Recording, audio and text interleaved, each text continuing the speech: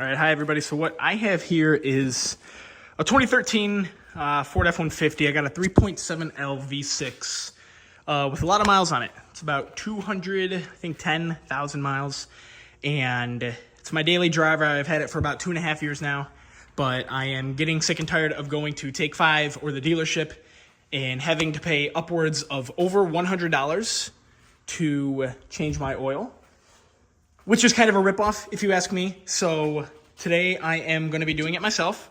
I think I've watched quite enough YouTube videos to get a solid idea of what I'm doing. So yeah, we're going to get right in. So off the bat, what you're going to need, it's pretty straightforward. You obviously need the oil for your truck and the required amount of quarts. I have 5W20, higher mileage. Goes about 5,000, I'd say, and I have 6 quarts of it because that's how much this truck requires. You have your oil filter there, and then I have 2 oil pans and a funnel here. I will get into later why I have 2 oil pans, but for now, that is all you're gonna need. So we're gonna head underneath the truck. All right, so before we actually head under the truck, I have seen other people do this, is where they take, try and get the camera in there, they take this oil cap off right here, twist that loose, and then they put it somewhere obvious. Somewhere where you will literally not forget that it's there. So for me, I'm going to put it right there, and basically taking that off just helps air flow through the thing. So when we go take it apart underneath, it should flow a lot nicer. So now we'll go underneath. All right, so underneath, I found the best way to get under is just right here by the passenger's front wheel. Just hop down right into here pretty easily. What you're going to be looking for is that nut right there. You're going to take that off. Unfortunately, I don't know the drive. Or not the drive, but the ratchet size that you need. Because my set was too small, and my dad's set, I can't fit the tool up in there. So I literally can't get a tool up there. So I'm using a crescent wrench, which works just as well. So you're going to go ahead and you're going to get this thing loose, and we'll be right back. Obviously, also tools are going to vary. I'm using a smaller one now because that big one is becoming too much of a problem. And it would help to have some lighting too. Some lighting will definitely really help you get that nut off there. So yeah. All right, so once you get it loose like that, you're going to see it actually start to drip out a little bit and drip into the pan. I hope. Yeah, there we go. So you're going to go ahead, you're going to do that, and then the toughest part of this probably has to be that Ford put it on the side. I don't know why they did, why they couldn't have put it directly on the bottom, but I'm not an engineer. I don't ask questions. So I'm gonna go ahead, loosen it up some more with your finger, and then get ready because oil is gonna fly out. I'm probably actually gonna swap hands here and film with my right. Maybe not, because obviously you need to grab the plug. Actually, I have a second pan here that I'm gonna bring into the mix, just to be safe so I don't get any oil anywhere. But yeah, we're just gonna get right into this, all right? You see it there. It is about ready to flow out. And, okay. All right, so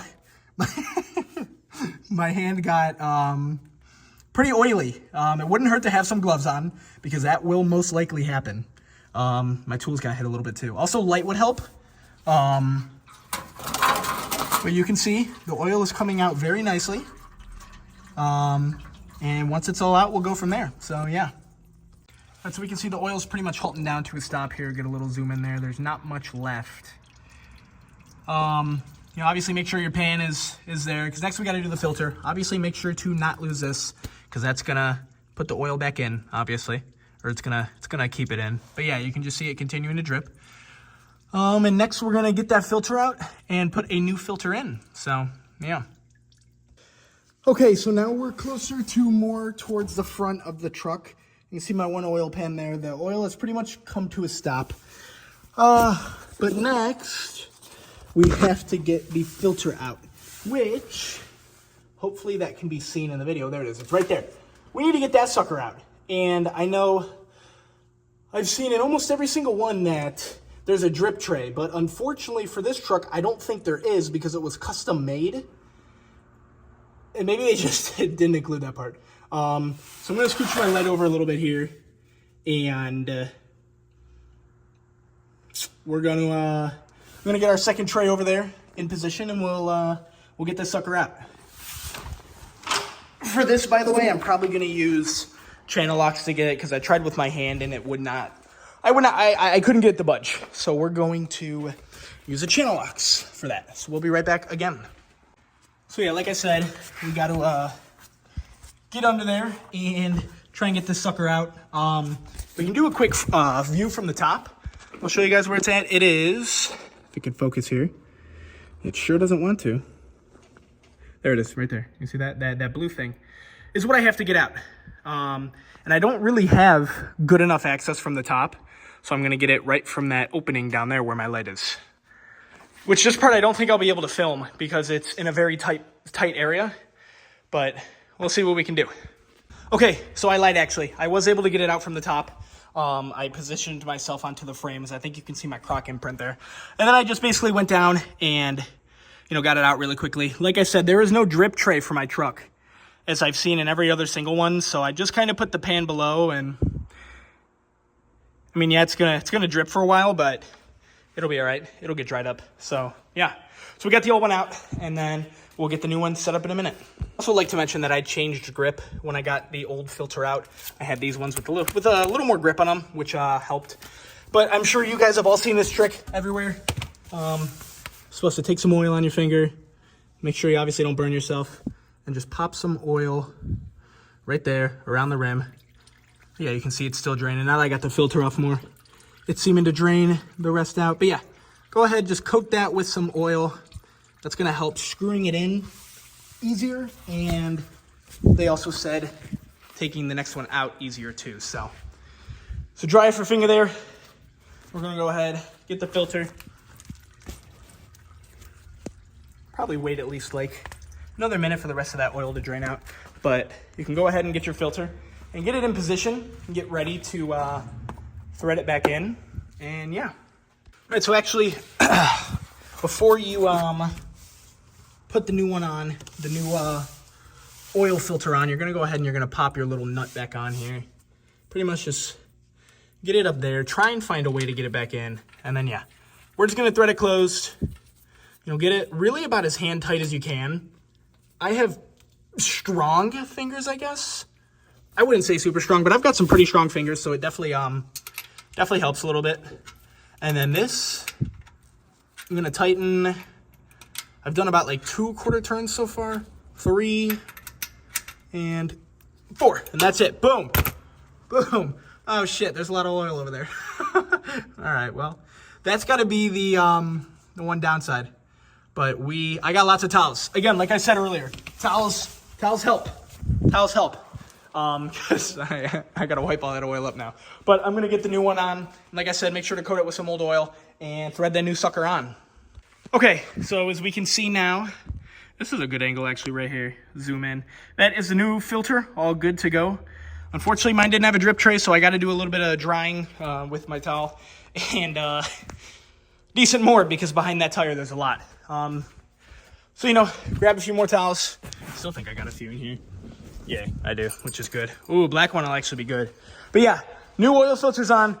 Honestly, I'd argue the toughest part is now finished, because then we just have to replace the oil and check the dipstick, which that part's the easy part. So hard part's pretty much out of the way with, yay. All right, so I've decided to do cleanup at the end. But basically, once everything's good underneath, you're gonna wanna take your oil thing here, go ahead, shove it in there like so. I'm only going to show pouring one of these because I definitely don't need to show pouring all 6. But you're going to go ahead, get that little crack sound. That seal is good to go. Take that off, and let me just get readjusted here. Got the oil, which smells freaking horrible. And then basically you're just going to pour the oil into there. Just trying to find the right way to do it. So I obviously don't have any spill as I'm doing it. Maybe I could stand on the frame again, because I'm tired of having to clean up the oil. But yeah, like so. I'm just gonna pour it in like that, like so. And just be careful. Obviously, this thing's pouring like a motherfucker right now, and I can't do too much about it. Like, yeah, you can slow it down, I guess, and then that helps. So this part is definitely a little bit time consuming. Not even showing it. There we go. Yeah, you're just going to keep on pouring until all 6 of the quarts are in.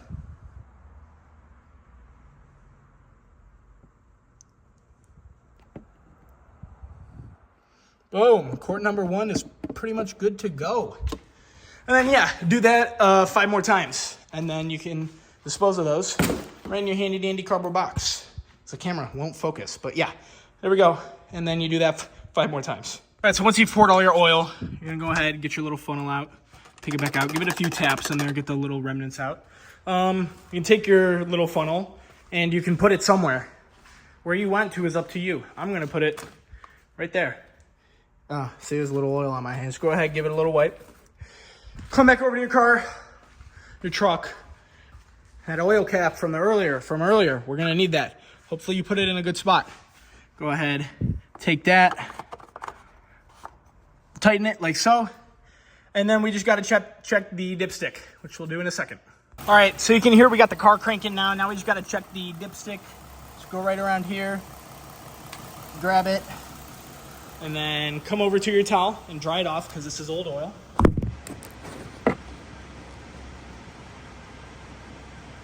And then you're gonna read the dipstick and read how it works. Yeah, I can still be heard, right? Then you're gonna go ahead, take your dipstick back. Don't get it jammed in there. Just go ahead, pop it back into the hole as it can't focus. There it is. You're gonna pop it right back into that hole. My aim was a little better. God bless. All right, and then you stick it all the way back in, and then give it a little twist or something, do what you want. Pull it back out, and then, I don't know, that must mean it's good. Because oil is covered up there, so that must mean it's good. And yeah, that is all there is to it. And you go ahead, pop it back in the hole one more time. Make sure it's all the way in there. And then you're done. You're done. Your oil has been changed. Did you make a huge mess? Yes. But was it also your first time ever changing oil? Yes. So I wouldn't say I did a terrible job. And yeah, that's the end. Thank you guys for watching. Have a good day. I guess I'll show the final part. It's just how to reset the thing. So you gotta reset that first, and then you go to setup, and then it says hold reset equals new. So then you go here and you hold the reset button. I mean, it's a fine indicator, but I don't really use it too much. And then boom, your oil life is set to 100, and then you are all good to go. Yeah, the end.